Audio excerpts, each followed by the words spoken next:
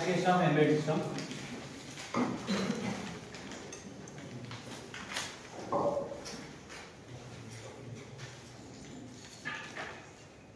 What is meaning of classification? Division. అంటే embedded systems types like అంటే మనకి ఒక్కొక్క అప్లికేషన్ బట్టి ఒకలా ఉంటాయి. సో దీన్ని ఎట్లా క్లాసిఫై చేస్తూ ఉంటాయి డిపెండింగ్ అపాన్ ద కాంప్లెక్సిటీ. అంటే సింపుల్ గా ఉండాలా లేదా. లైక్ ఇప్పుడు ఒక వాచ్ ఉంది, this also comes under embedded system. Very simple embedded system, just అది రన్ అవుతూ ఉంటుంది. సో దాన్ని లో లెవెల్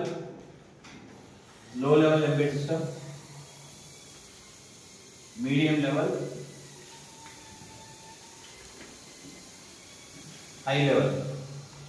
సో ఇక్కడ లో లెవెల్ అంటే దాని ఉద్దేశం దీని డేటా సైజు 8 to 16 బిట్ ఉంది అనుకో, అంటే తక్కువ డేటానే ప్రాసెసింగ్ లో చేయాల్సి, అలాంటి వాటిని వి కాల్ ఇట్ లో లెవెల్. అలా కాకుండా 16 to 32 బిట్ సైజ్ ఉంది అనుకోండి, this comes under medium level. So higher data rate ఉంది అనుకోండి, above from 32 to above, so this comes under higher level. Okay, these are the classification embedded system based on complexity. కాకుండా for example next application wise తీసుకున్నాం. ఓకేనా? So based on applications, so ఇది already చెప్పాను. Standard embedded system. So అక్కడ దాన్ని user interface తో అసలు సంబంధం లేదు. ఓకే, లైక్ వాచ్ ఇవన్నీ. ఓకే, యూజర్ అనేవాడు అసలు అవసరమే లేదు, అవి రొటేట్ అవుతూ ఉంటాయి. సింపుల్ గా ఉన్న వాటిని వి కాల్ స్టాండర్డ్, నేరుగా watch. Second is run time, real time embedded system. So this all comes under. ఇప్పుడు ఎయిర్ బ్యాగ్స్ ఉంటాయి కార్లో, మీరు మూవ్ అవుతున్నప్పుడు. ఓకేనా? బ్రేక్ వేస్తారు, ఏదైనా యాక్సిడెంట్ అయింది, ఎయిర్ బ్యాగ్స్ వెంటనే వచ్చి ఓపెన్ అవ్వాలా, మిమ్మల్ని ప్రొటెక్ట్ చేయాలా, రియల్ టైం. సో మీకు యాక్సిడెంట్ అయ్యాక ఒక అర్ధ గంట తర్వాత బెలూన్స్ ఓపెన్ అయ్యాయనుకోండి, దాన్ని యూజ్ చేయలేదు. So electronics has to B spontaneous, action has to B spontaneous. అలా స్పాంటేనియస్ గా ఉన్న వాటిని comes under real time embedded systems. అలా కాకుండా నెట్వర్క్ అంటే ఇంటర్నెట్ తో కనెక్ట్ అయ్యే ఎంబెడెడ్ సిస్టమ్ ని, ఎంబెడెడ్ సిస్టమ్ ని we call it as embedded network embedded system. Perfect example is IoT. మీరు ఆ మైక్రో కంట్రోలర్ ని కంపల్సరీ ఎప్పుడు రన్ చేసినప్పుడు మీకు ఇంటర్నెట్ కావాలా లేదా? IoT అంటే full form internet on things. So దాంట్లో ఇంటర్నెట్ కంపల్సరీ కావాలి. సో అట్లా నెట్వర్క్ ఎప్పుడు కనెక్ట్ చేసినా కూడా this comes under. So this is IoT. Perfect example is IoT. So అలా కాకుండా completely mobile embedded system. What is mobile embedded system? Which is moving. So this is a perfect example is mobile or cell phone.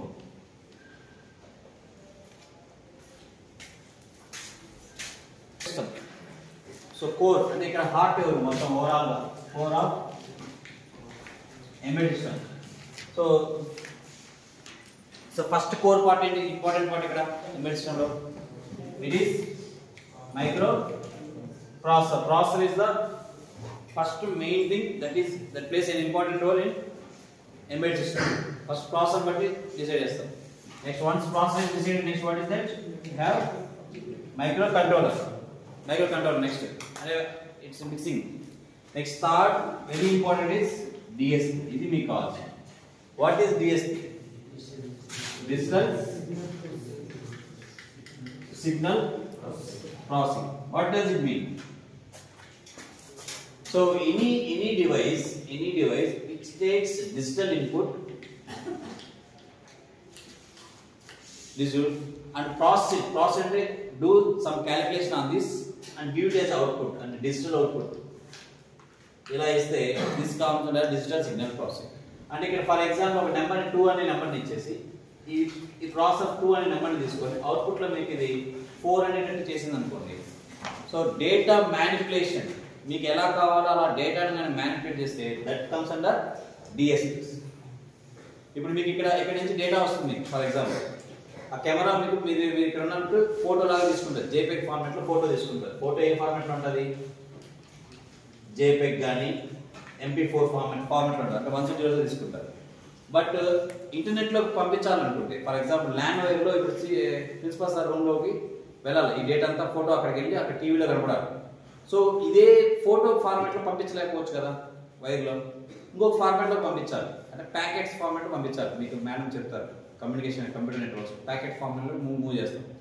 So ఇక్కడ తీసుకుని JPEG ఫార్మాట్లో నుంచి packet ఫార్మాట్లోకి ఎవరు మారుస్తారు? That processor is called as DSP. DSP is the one that converts one form of data to another form. This is plays pivotal role in a embedded system. Embedded system లో ఎవరు ఉంటారు కదా మధ్యలో, ఆ system ఉంటాం మనం ఏమన్నా మధ్యలో గెలుపుతాం, మనం డిస్టర్బ్ చేస్తాం చేయి.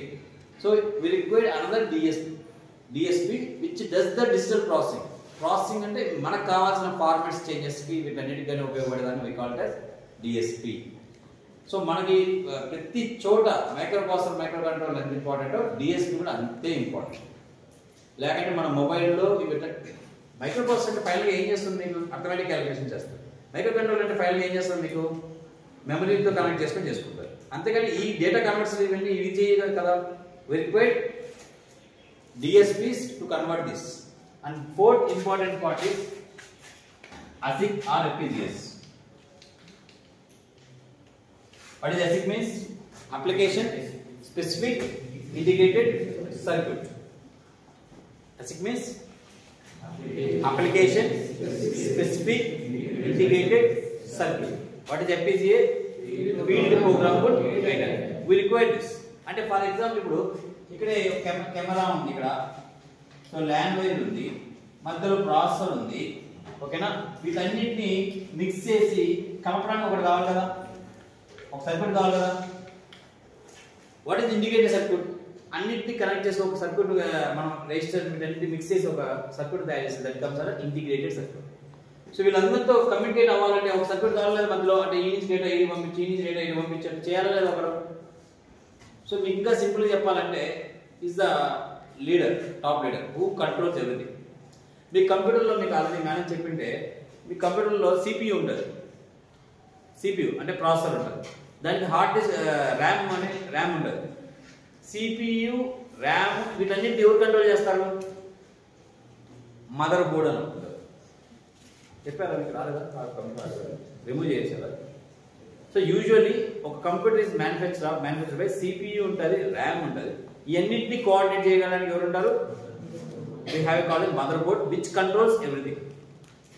లైక్ ఇప్పుడు ఇలానే చూసుకోండి, మీ క్లాస్ రూమ్ ఉందనుకో, మీరు ఎవ్రీ ఒక పర్సన్కి ఒక్కొక్క వర్క్ ఉంటుంది, మీకు ఇండివిజువల్ టాస్క్ ఉంటుంది, మీకు ఒక టాలెంట్స్ ఉంటాయి. మిమ్మల్ని అందరినీ కంబైన్ చేసి ఒక పర్పస్ కోసం లాక్కెళ్ళేవాడు టీచర్ ఉంటాడు. So he will guide you everything, అంటే ఇలా వెళ్ళు, ఇలా చేయి, ఇలా చదువు, ఇలా చేయాలి.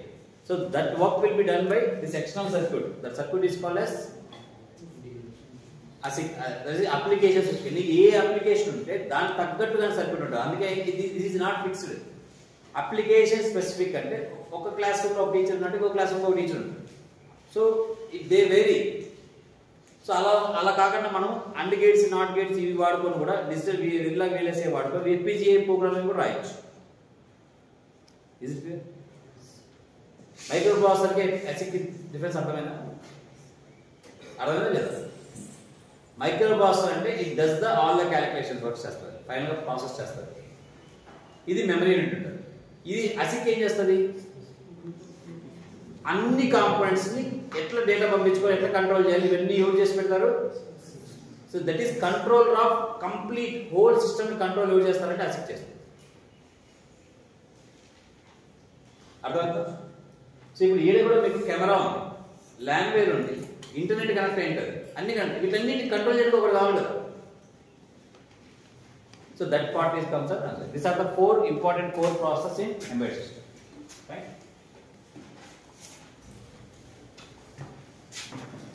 So as the size of embedded system is very less and memory size is very less, it is became difficult for us to manage and control memory. So memory అనేది తక్కువ ఉంటుందా? ఇప్పుడు వాటిలో ఒక స్పెసిఫికేషన్, ఒక అప్లికేషన్ ఇప్పుడు మీరు example చిన్న క్యాలిక్యులేటర్ అనుకో, దాని మెమరీ సైజ్ తక్కువ ఉంటుంది కదా. సో ఇప్పుడు దాని మెమరీని ఆర్గనైజ్ చేయడం అండ్ ఆప్టిమైజ్ చేయడం చాలా important. What is organise and optimise? Organise అంటే వరుసగా నీట్గా అరేంజ్ చేసి పెట్టడం, ఆప్టిమైజ్ అంటే దాన్ని తక్కువ సైజులో అరేంజ్ చేయండి. ఓకేనా? సో మీ ఇంట్లో బుక్స్ అన్నీ ఉన్నాయనుకోండి ఫర్ ఎగ్జాంపుల్, వాటన్ని వరుసగా ఆర్గనైజ్ అంటే నీట్గా పెట్టుకుంటూ ఉంటాడు. ఇప్పుడు వరుసగా ఆర్గనైజ్ చేస్తే ఏమైతే మీకు స్పేస్ ఎక్కువ తీసుకుంటుంది. సో ఆర్గనైజ్ చేయడం కూడా మీరు ఏం చేస్తారంటే ఒకదాని మీద ఒకటి, అంటే సైన్స్ బుక్స్ అన్న ఒక చోట, ఫిక్షన్ బుక్స్ అన్న ఇట్లా అరేంజ్ చేసుకున్నారు అనుకోండి. ఆర్గనైజ్ చేయడం, ఆప్టిమైజ్ చేయడం, అంటే స్పేస్ కాన్స్టెంట్ కాపాడుకోగలిగితే that these are 2 things in memory. So memory అంటే మీ ఉద్దేశంలో లోపలికి వెళ్ళి లోపల ఇట్లా కెపాసిటర్స్ ఉంటాయి, ఏరో కాన్సెప్ట్ ఇట్లా కెపాసిటర్స్ ఉంటాయి 1 2 3. సో ఇవి డయోడ్స్ ఉంటాయి, ఇక్కడ నుంచి ఇక్కడ డయోడ్ కనెక్ట్ చేస్తాం ఇట్లా. సో 0 1 1 2 3 4 1 2 3 4. సో ఈ సెల్ని మనం ఏమంటే 1x1 సెల్ అంటాం, ఇది 1x2 సెల్ అంటాం, 1x3 సెల్. సో ఇప్పుడు ఇదే మెమరీ మనకు ఉన్నది. ఎన్ని బిట్లు పడతాయి ఇక్కడ? 1 2 3 4 5 ఎన్ని పడతాయి? 16 బిట్స్ పడతాయి. అంటే స్టోరేజ్ ఎప్పుడు దాకా మీకు స్టోర్ చేసి పెట్టుకుంటాయి.